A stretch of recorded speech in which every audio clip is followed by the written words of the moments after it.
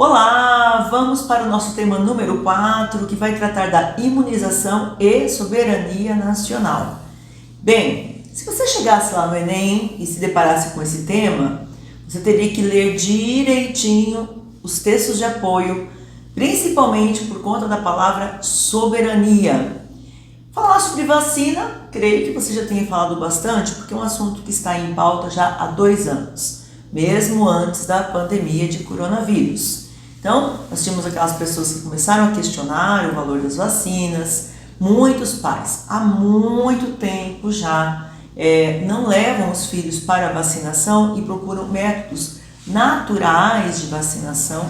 Mas, enfim, esse tema não é exatamente sobre vacina, mas sobre a imunização e como isso afeta as questões de soberania. Então, repetindo, chegou lá no Enem, deparou-se com um tema como esse. E aí, o ano passado nós tínhamos a palavra estigma, que fez com que muitos sofressem no dia do Enem. E talvez uma hora apareça aí a palavra soberania como parte do tema do Enem. Então a primeira coisa que nós vamos fazer será realmente analisar os textos de apoio. Depois vamos analisar as palavras-chave do tema, no caso imunização e soberania. E depois partiremos para uma análise um pouco mais crítica para vocês ficarem preparados para fazer essa redação. Vamos lá? Então, texto número 1 fala assim: a pandemia do novo coronavírus serviu para provar que um dos grandes acertos do passado no Brasil foi definir, desde os anos 70, que as vacinas são uma questão de segurança nacional. Grifem aí na apostila de vocês a expressão segurança nacional. Essa é a opinião de José Carlos Fellner, vice-presidente e general manager no Brasil de uma das maiores empresas farmacêuticas do mundo, a britânica GSK.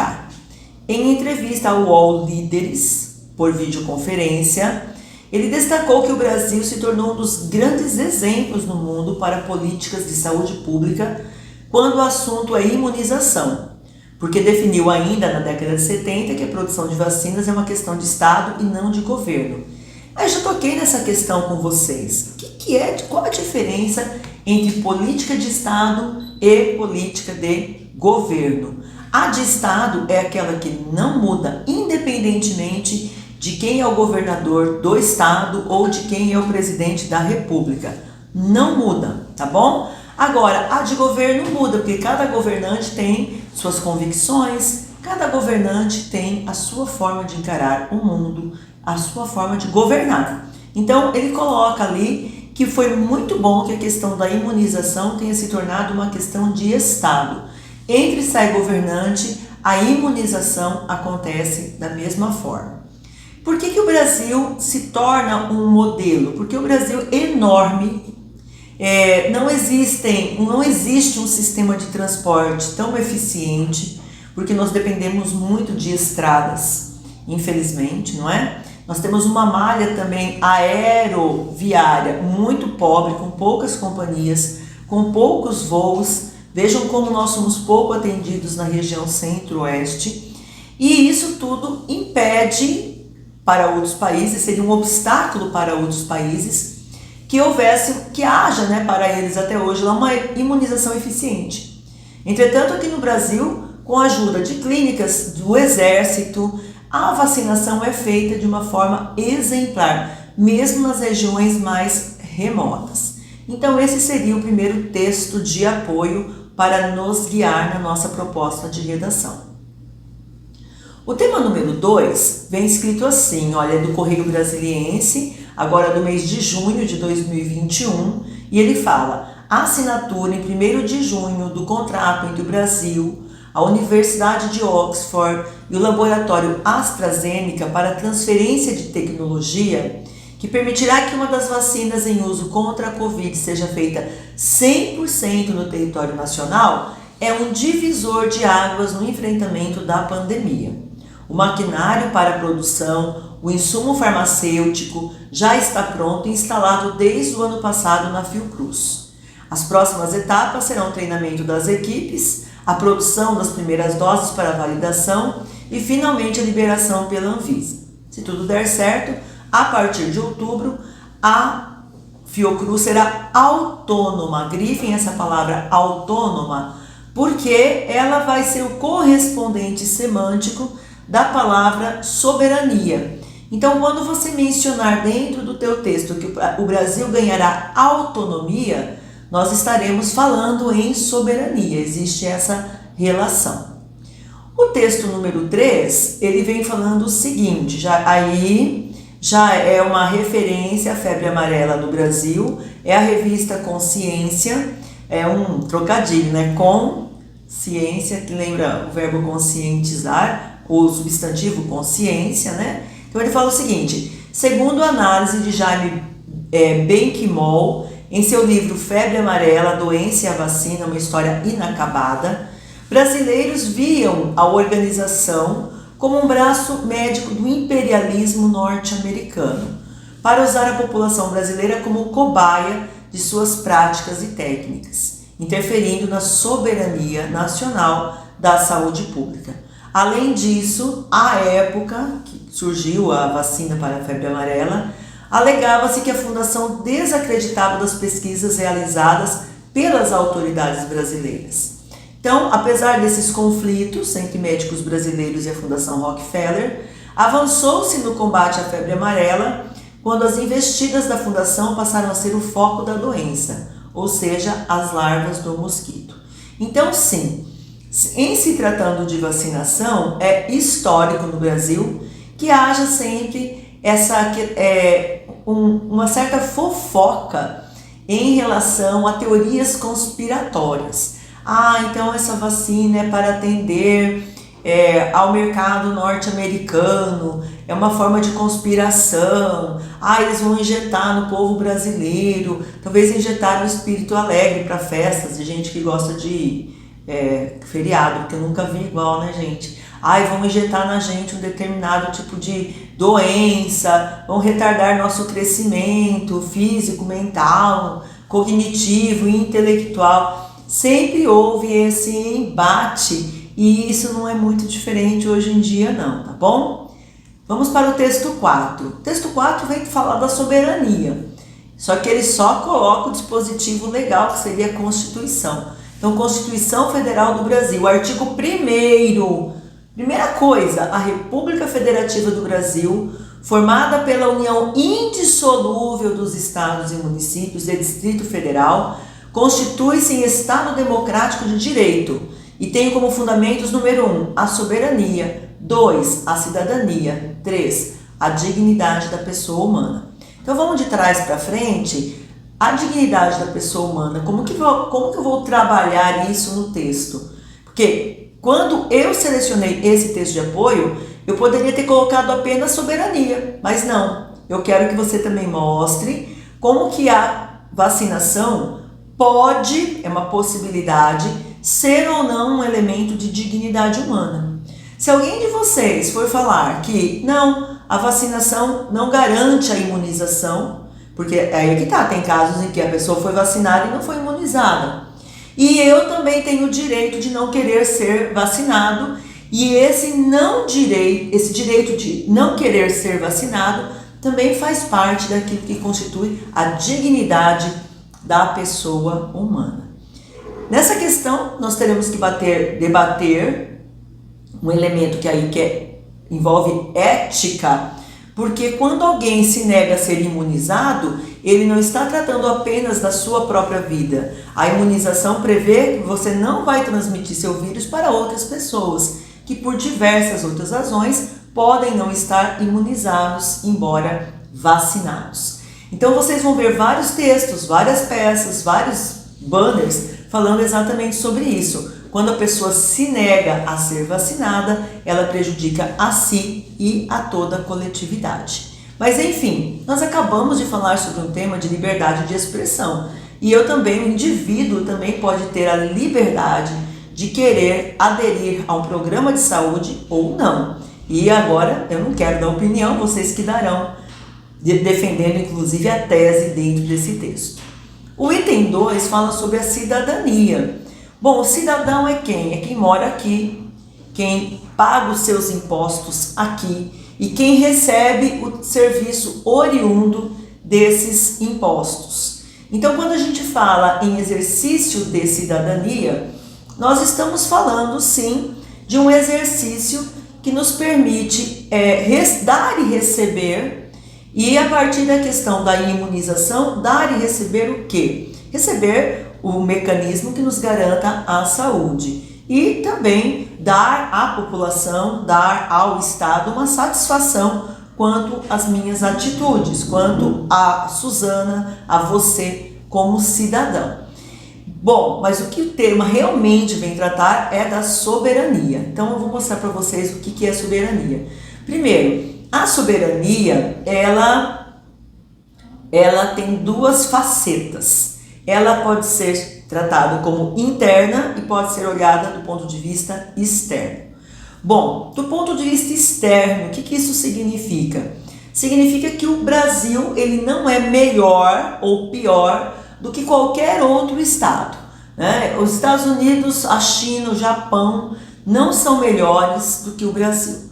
O Brasil, assim como outras nações, estão em pé de igualdade. Então, um país ser soberano em relação ao outro eu não sofro influência do outro país. O outro país não comanda a nossa política fiscal, não comanda a nossa política econômica, a nossa política educacional, quanto menos a nossa política de imunização.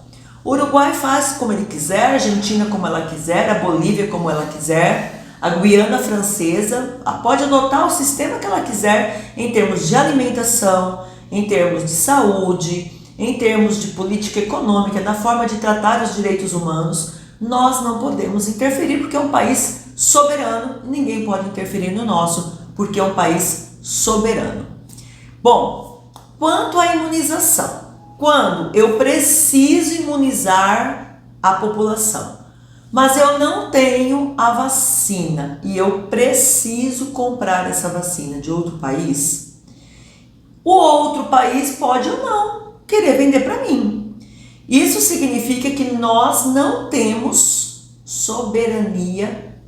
Naquele momento, nós não estamos exercendo o nosso papel como Estado de papel soberano. Nós estamos frágeis, nós estamos dependentes das decisões políticas, das decisões do outro país. Então, o que a gente fala? O Brasil tem que ter soberania, ou seja, ele não pode depender dos outros. Ele não pode depender que, de repente, uma empresa de fora do país, uma empresa que é privada, ela não tem obrigação alguma. As empresas privadas não têm obrigação social, tá, gente? Eventualmente, elas até fazem ações sociais, mas elas não têm obrigações. Então, o país deixaria de ser soberano ao comprar, ao depender de contratos de outras empresas de outros países. Bem, o que é soberania interna? É o Estado que se encontra num patamar superior do que qualquer pessoa. Então, quem é mais importante numa relação de direito? O dono do Bradesco, os donos do Bradesco, os donos do Itaú, eu estou falando assim de bancos que são muito ricos, né? Ou o Estado? O Estado. Quem é melhor? Um apresentador ou de televisão ou o Estado? O Estado. Quem é maior? A minha vontade pessoal ou o Estado? O Estado. Então, uma vez que o Estado determina que tem que passar pela vacinação, a pessoa é chamada a ser vacinada, porque ela é cidadã, ela faz parte de um contexto.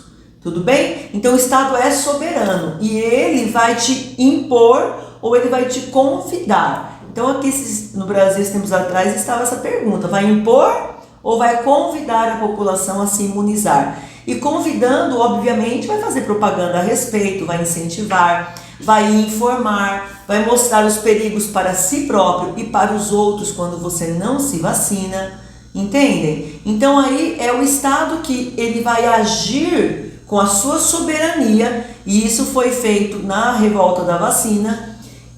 Eu não quero me vacinar, não tem querer não, tuf, né? Assim que aconteceu na revolta da vacina, o governo do Rio de Janeiro não perguntou. Ele foi lá e, com seu poder soberano, constitucional inclusive, vacinou quem queria e quem não queria.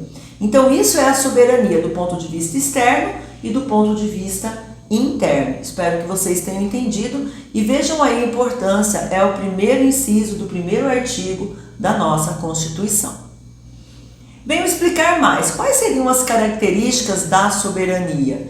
Nós temos então um Estado, ela tem que ser una, ou seja, não há dois tipos de soberania. Olha como nós tivemos aí uma enxurrada, né, essa palavra, de decretos logo que começou a pandemia, que foi decretada a pandemia e o estado de isolamento social. Cada dia a prefeitura soltava um decreto, às vezes era um decreto que se chocava com o decreto estadual, às vezes o estadual se chocava com o federal, e nós não podemos esquecer que nenhuma lei é maior do que a própria Constituição. Então ela também não podia se chocar com a Constituição. A Constituição nos dá liberdade de ir e vir, nos dá liberdade de escolha, nos dá liberdade, inclusive, de pensamento, desde que não fira o direito do outro. A liberdade, a soberania, portanto, ela é única. Então, o Estado maior, a União, o governo federal, o Exército, a aeronáutica, ela vai se sobrepor às demais esferas, como uma forma única. Ela é indivisível. Você não vai dizer assim, olha, o Estado brasileiro é soberano nisso, mas não é soberano nisso. Porque se ele não for soberano num elemento, ele vai estar comprometido em toda a sua soberania. Quando nós, por exemplo, temos fronteiras fracas, entre e sai traficante, entre e sai produto de tráfico, nós dizemos que o Brasil se torna pouco soberano, porque ele está com um dos seus elementos que tinha que ser totalmente soberano sob suspeita. Deu um susto aí, né?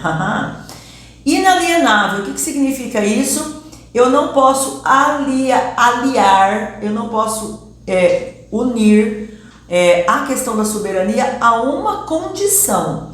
Vocês serão soberanos desde que vocês comprem produtos chineses.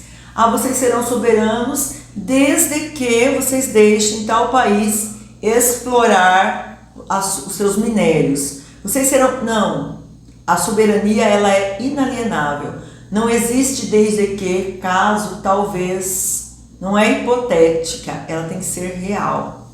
E tem que ser permanente, certo? Ela vai se estender.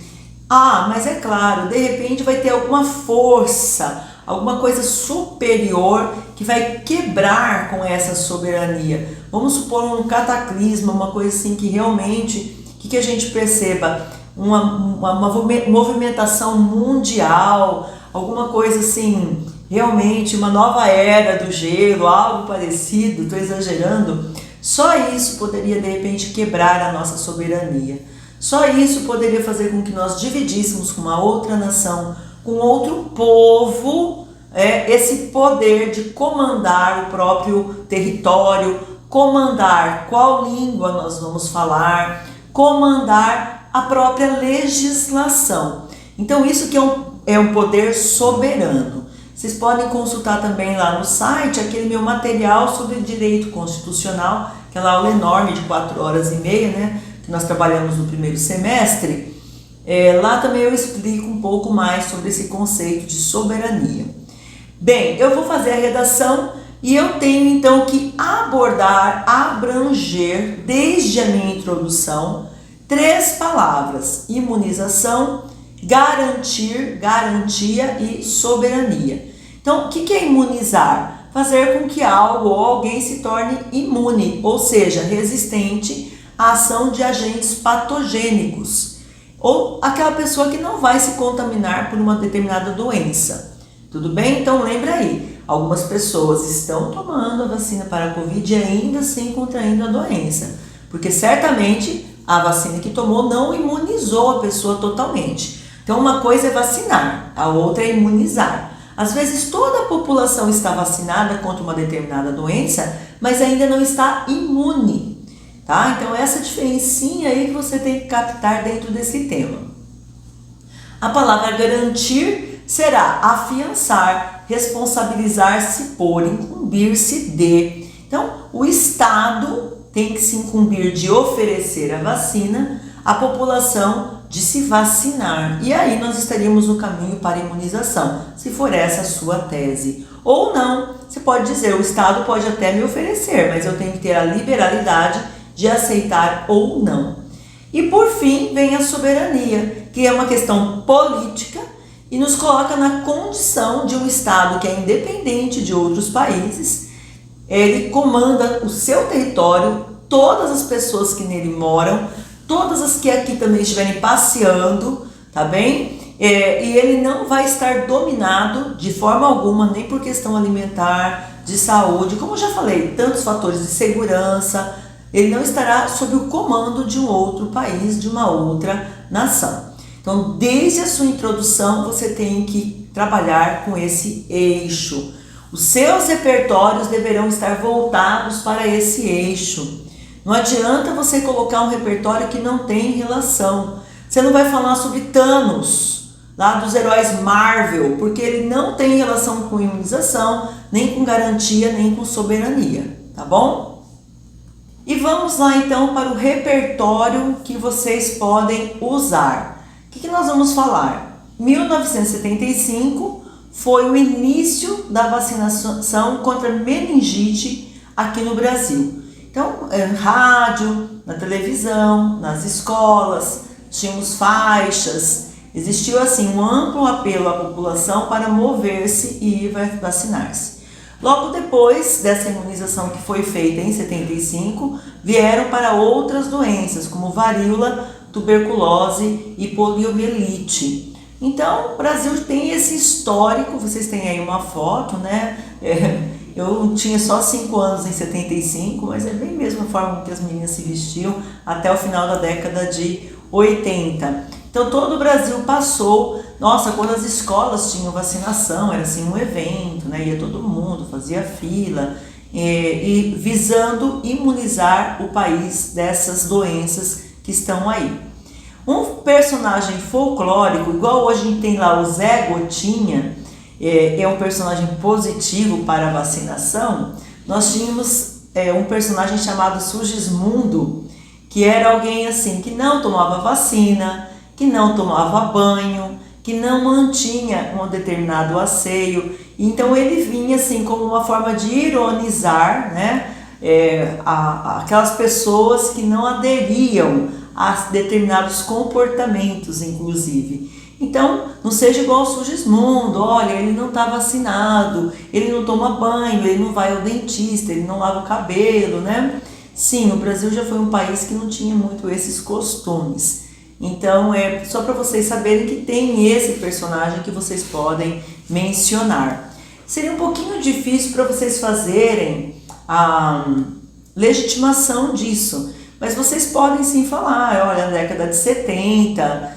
na televisão, no rádio, havia o personagem Sugismundo, o que pode ser recordado, visto, retomado no canal no YouTube, nos canais que recordam os costumes da década de 80. Então vocês podem sim colocar o YouTube como uma fonte legitimadora da sua informação. O próprio manual do Enem garante que o YouTube seja um elemento legítimo, porque é um canal de divulgação de ideias e está ali, vem com informações.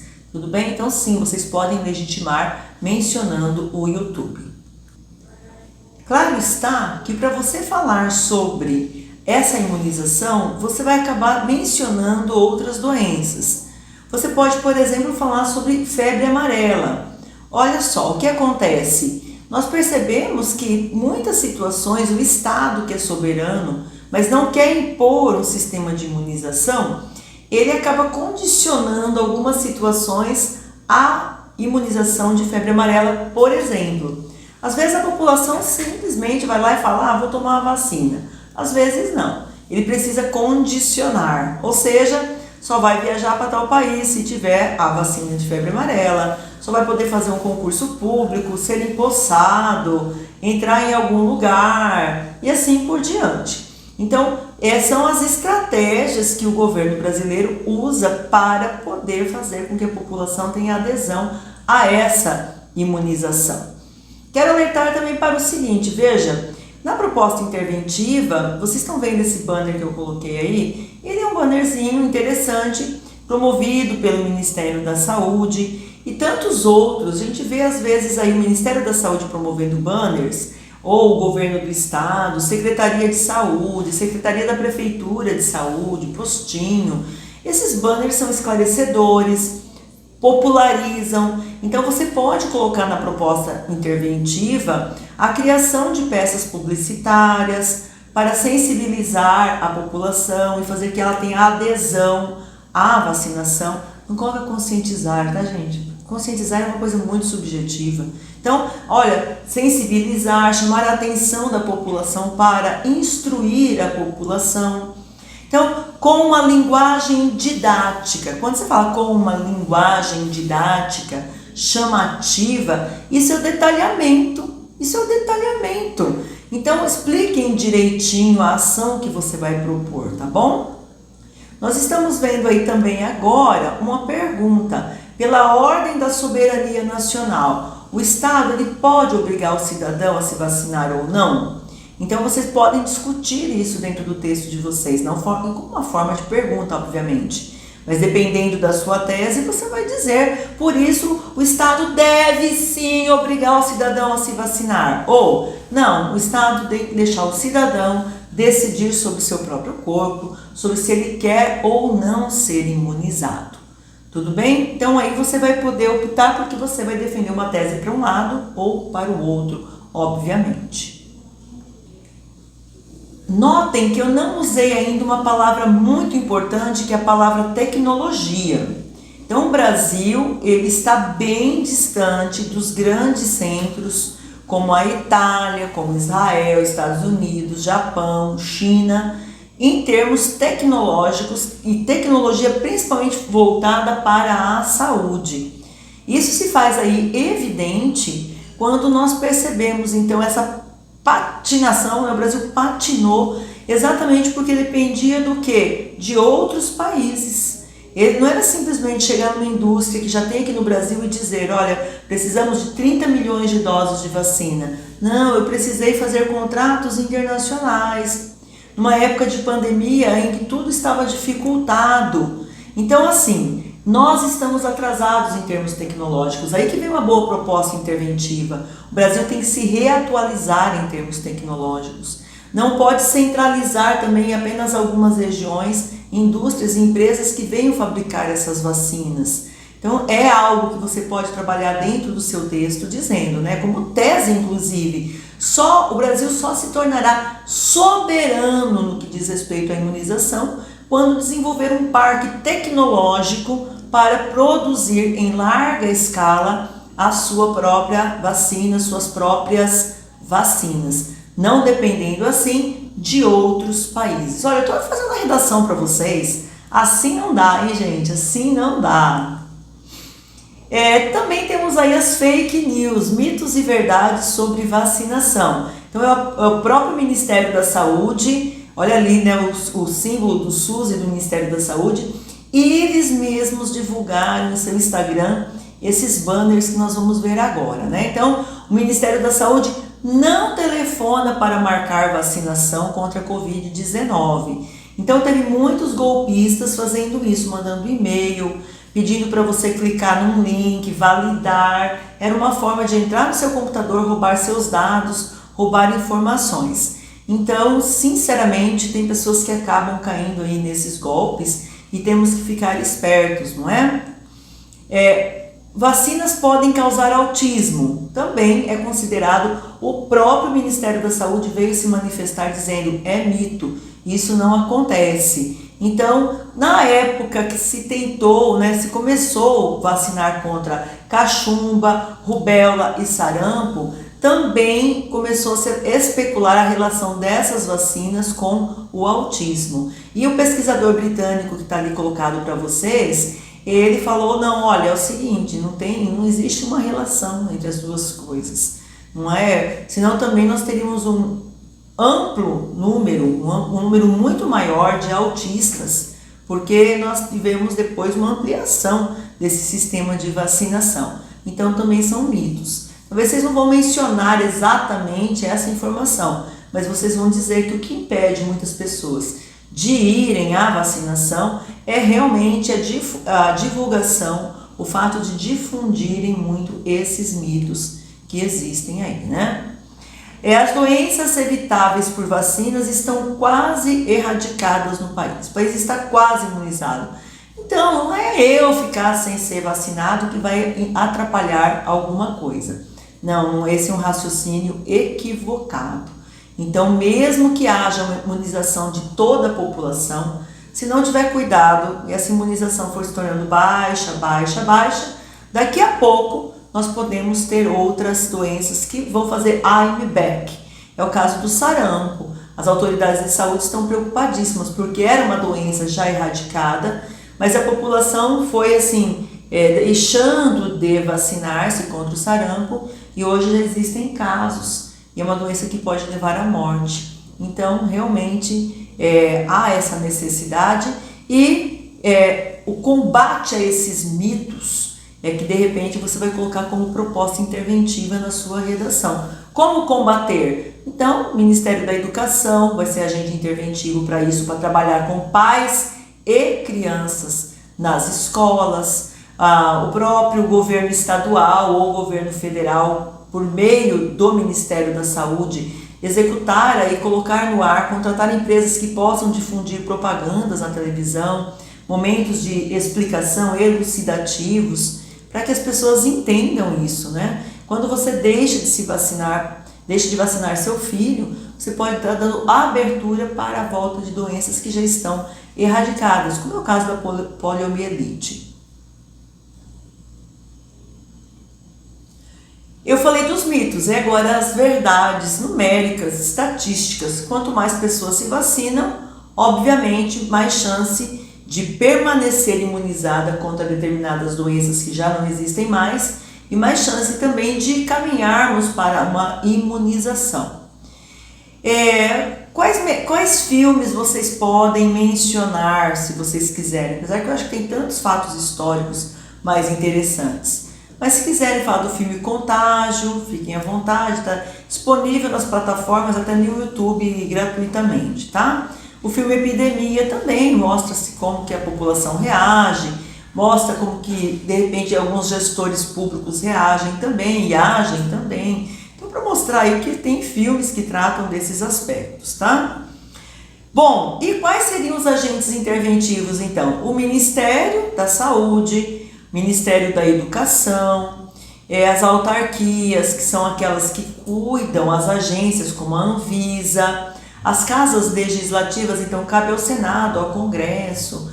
Se você for falar de uma mudança de lei, aí você vai falar de vereadores, deputados, senadores, as ONGs, os conselhos regionais, Conselho Regional de Medicina, esses aí são agentes responsáveis. Quando você fala de Ministério da Educação, você pode colocar o Ministério da Educação ou os diretores das escolas, esses são agentes possíveis dentro dessa temática. A Anvisa, como a agência reguladora maior, né? Então, a Agência Nacional de Vigilância Sanitária. Então, é ela que é a responsável. Notem, algumas pessoas criticam, mas o presidente da República demorou muito. Ele falou, olha, eu preciso da Anvisa, assim que a Anvisa autorizar, a gente assina também os contratos e vamos seguir a vacinação. Então, é um Estado democrático. O governador, o prefeito, o presidente da República, eles não podem agir sozinho. A Agência Nacional de Saúde também falou, calma, nós vamos liberar as vacinas, mas a gente tem que estudar primeiro, a gente tem que ler, a gente tem que ver os impactos, os estudos. E aí nós demoramos sim, aí alguns dias até que houve esse trâmite burocrático, mas previsto na Constituição, para a liberação da vacina. Seria muita irresponsabilidade do governante comprar uma vacina de outro país, já que aqui nós não temos um parque tecnológico para isso, e isso não se desenvolve de um ano para outro. Para nós termos daqui 10 anos um parque tecnológico, quando eu falo parque, um conjunto de empresas que possam desenvolver vacina, a gente tem que começar hoje, né? Para daqui 10, 15, 20 anos nós termos soberania na produção das próprias vacinas, sem dependermos de forma alguma, de tecnologia de outros países. E a Anvisa, então, ela é a grande agente nesse sentido, tá bom? O Gabinete de Segurança Institucional ligado à Presidência da República também é responsável por essa parte. Por quê? Porque já falei, o SUS é um exemplo e tem um sistema de vacinação muito eficiente. Mas existem regiões em que esse sistema não consegue chegar. Ele depende, sim, de um assessoramento de militares para chegar em zonas fronteiriças, em aldeias, em comunidades que são isoladas por rios, e tudo isso é feito e temos que buscar a vacinação desses povos que vivem. Até o outro tema nosso de redação é isso, sobre os povos que vivem na floresta. Vacinar não só quem está na cidade, mas quem está no campo e nos lugares mais longínquos, porque aí sim nós teremos a imunização completa. E de novo, é o Estado soberano que tem seus mecanismos e seus meios para, vamos dizer assim, salvar, né, a população. O Ministério da Ciência e Tecnologia, ele também pode atuar como agente, uma vez que ele é que é o responsável para desenvolver tecnologia tal para o sistema de vacinação. Então, se você for por esse lado mais da ciência, mais do desenvolver da ciência na vacinação, é o Ministério da Ciência, Tecnologia e Inovações que você vai mencionar. Poder Legislativo, porque sem lei nada se faz. Então eu tenho que ter uma lei que institua um Parque Nacional de Desenvolvimento Científico para vacinação. Então os senadores, como já falei, deputados, vereadores, eles que seriam responsáveis. E aí, né, vamos encerrar a nossa aula com o Zé Gotinha. Quem que não conhece o Zé Gotinha? Quem já não viu esse Zé Gotinha quando foi vacinar-se, né? Então, realmente é um personagem aí que foi muito bem criado pelo SUS, tornou-se o garoto propaganda do sistema de imunização. Quando minhas crianças eram vacinadas ainda, elas adoravam pegar na mão do Zé Gotinha, a gente fazia foto. Então, é uma forma também de popularizar o acesso às vacinas para que a população seja imunizada. Espero que vocês tenham gostado desse tema, gostado dessa aula, e eu espero que vocês façam excelentes dissertações. Um grande abraço.